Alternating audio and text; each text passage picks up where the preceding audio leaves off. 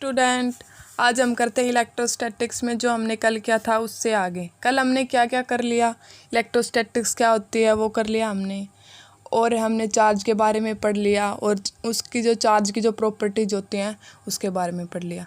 Charge की properties क्या होती हैं? चार्ज की 3 प्रॉपर्टीज़ होती हैं। एक होती है कंजर्वेशन ऑफ चार्ज, एक होती है क्वांटाइजेशन ऑफ चार्ज, एक होती है additivity of charge. Conservation of charge क्या होती है? The total charge of an isolated system are constant. उसके बाद एडिविटी ऑफ चार्ज क्या होती है? एडिविटी ऑफ चार्ज होती है, उसमें क्या होता है? एडिशन होता है। किसका एडिशन होता है? चार्जेस का एडिशन होता है। ठीक है। एक होती है क्वांटाइजेशन ऑफ चार्ज। क्वांटाइजेशन का मतलब होता है अवेलेबल इन फिक्स्ड अमाउंट। उसका जो फॉर्मूला होता है वो क्या होता है? Q is equal to plus minus n e. N होता है कोई भी इंटीजर। ठीक है, ये हमने कल पढ़ लिया था। उससे आगे आज हम पढ़ते हैं कूलॉम्स लॉ। कूलॉम्स लॉ क्या होता है आपका?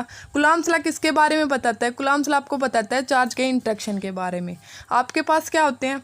To charge interact. अगर आपके पास इंटरेक्ट ऑफ चार्जेज, अगर वो सेम चार्ज होंगे तो वो क्या करेंगे? रिपेल करेंगे। अगर वो डिफरेंट चार्ज होंगे तो वो क्या करेंगे?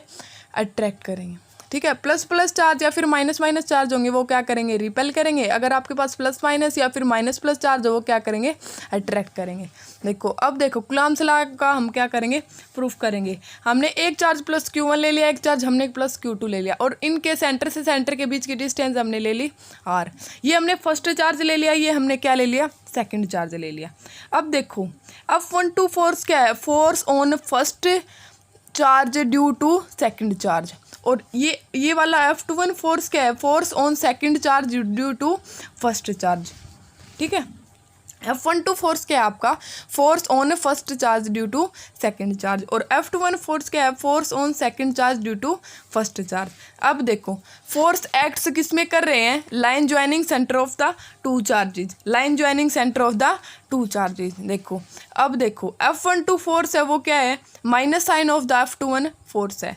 इनकी क्या है? अपोजिट डायरेक्शन है, लेकिन क्या है? इनका इक्वल मैग्नीट्यूड। अब देखो हमें मैग्नीट्यूड की फॉर्म में लिखना हो, इसको कैसे लिखेंगे? F is equal to F12 का मोड इक्वल टू F21 का मोड। इसका क्या हो जाएगा? माइनस साइन क्या हो जाएगा? नेगलेक्ट हो जाएगा। अब देखो ये वाली दो इक्वेशन है, एक तो force is directly proportional to the product of charges and force is inversely proportional to the square of the distance. हमने क्या कर लिया? इन दोनों इक्वेशन को कंबाइन करके हमने एक नई इक्वेशन बना ली, force is directly proportional to the Q1 Q2 over R square.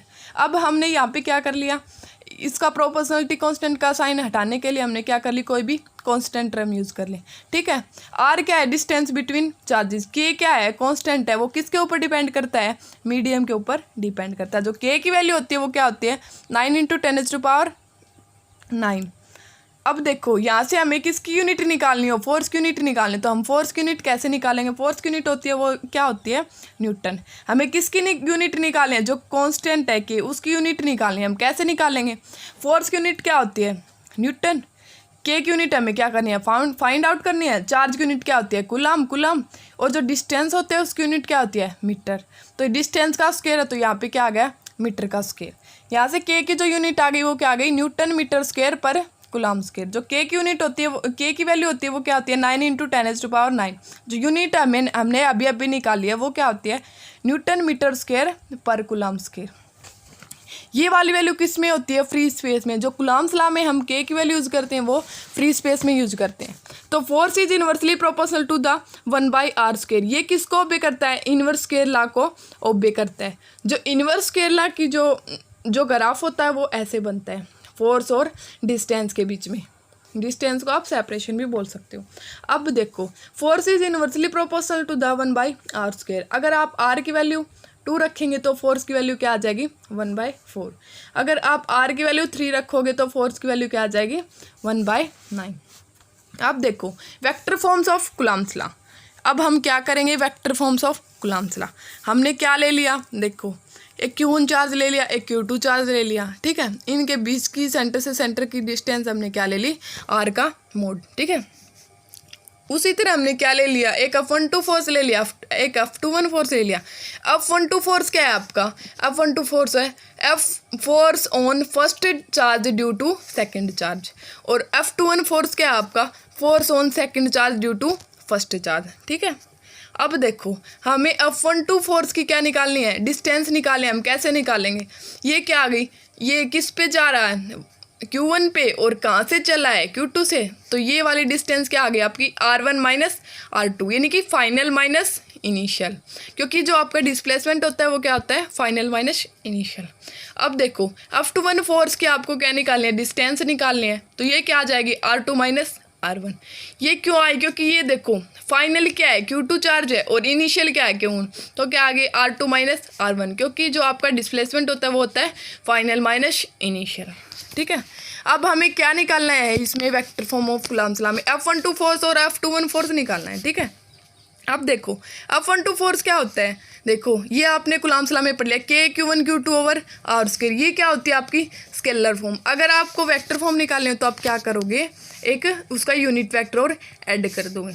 अब देखो F12 फोर्स निकालना है आपको, F12 फोर्स के लिए K Q1 Q2 over R का मोड का स्क्वायर, आपको कौन सा यूनिट वेक्टर आएगा F12 की डायरेक्शन में, देखो R1 माइनस R2, तो उसी का क्या आएगा यूनिट वेक्टर, और वहीं क्या आएगा नीचे आ जाएगा। देखो F12 फोर्स क्या आ गया, K Q1 Q2 उसी का स्क्वायर आ गया, R की जगह हमने कौन सी वैल्यू पुट कर दी, जो हमारे F12 फोर्स की डायरेक्शन में जो वाली डिस्टेंस यूज हो रही थी R1 माइनस R2, उसका स्क्वायर हो गया। जो आपका यूनिट वेक्टर होता है वो क्या होता है, खुद वेक्टर है अपॉन इट्स मैग्नीट्यूड। तो हमने यूनिट वेक्टर को यहाँ पे खोल लिया और हमने ये वाली 2 पावर और ये वाली 1 पावर क्या हो गई, इनकी 3 पावर हो गई। K Q2 upon R1 minus R2 का मोड का क्यूब इंटू में R1 माइनस R2, ये आ गया आपका F12 फोर्स। सिमिलरली आप F21 फोर्स भी बता सकते हो, K Q2 over R2 minus R1 का cube into R2 minus R1। जो F12 फोर्स होता है वो क्या होता है, minus sign of F21 force. जो F इज इलेक्ट्रोस्टैटिक्स फोर्स होता है, ठीक है, इसको आप इलेक्ट्रोस्टैटिक्स फोर्स भी बोल सकते हो।